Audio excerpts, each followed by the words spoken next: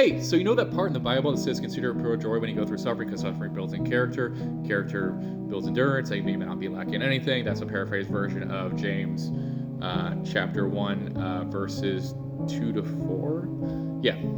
So everyone in the evangelical church, or the American church in general, has been teaching that wrong. They are way too focused on the suffering part, and that life sucks because it's supposed to, and then you get to die and go to heaven. Which is just moral and irresponsibility, in my opinion, but that's probably a whole other can of worms. They are so focused on the suffering part. Like, for example, and I know I'm about to, I don't know, like, spill the tea to any of the girls watching about what it's like in men's Bible study groups and, men's retreats and such. But this is kind of the vibe in a majority of them, because I've been in quite a few different churches. It is this whole mentality of, you gotta die for Christ, you gotta suffer for Christ. Someone's gonna break in your house, they're gonna steal your Fruit Loops, and what you gonna do? You're gonna let them eat your Fruit Loops for Christ.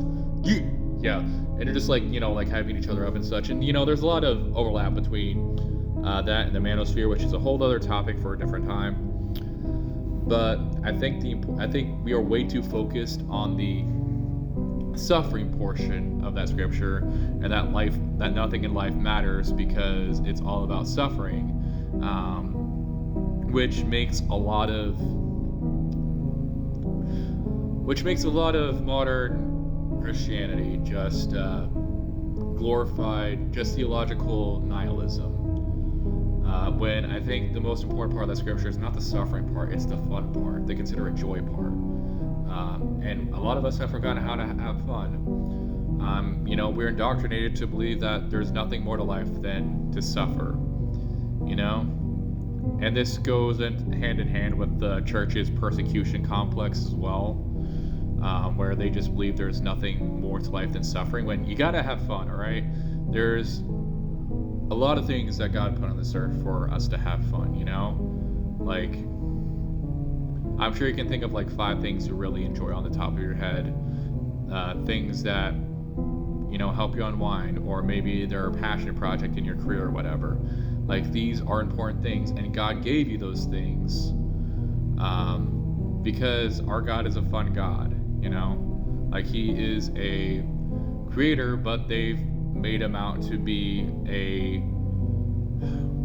like the tortured creative archetype. That's how they've painted God to be when he's not like that at all. Like, do you think that God, when He was making us, He was like, I guess,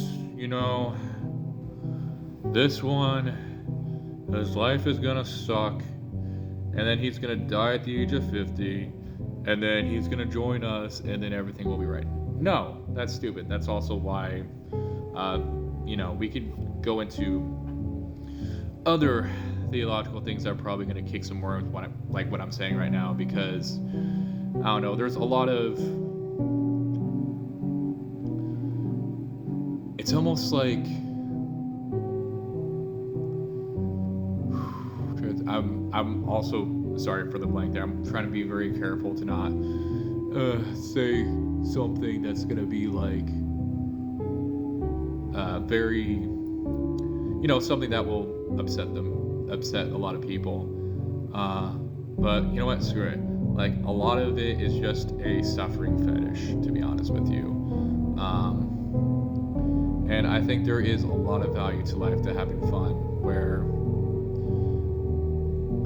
the importance of it isn't that like life gets good when you get to the part where everything's working out, which I think that passage is about. Like, not just the people who are constantly living like Eeyore until they die because they think of heaven, but like how, for example, their life now might be in the most ideal situation that you want it to be in, and you're probably looking forward to that moment where everything turns around and it is all good.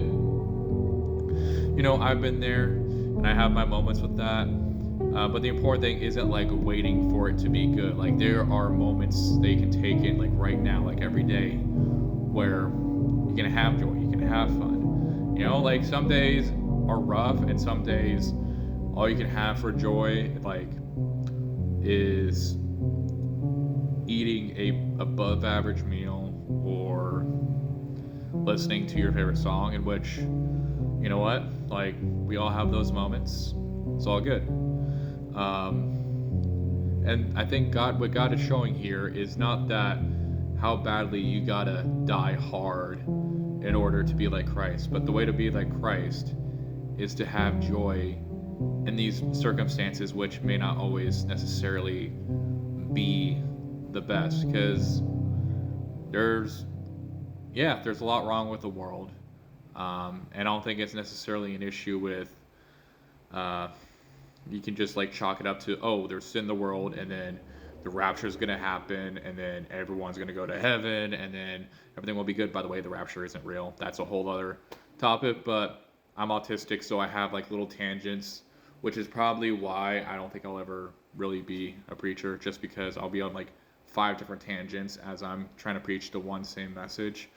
But yeah, sometimes I think we as a whole need to like touch grass and learn what it's like to actually have joy.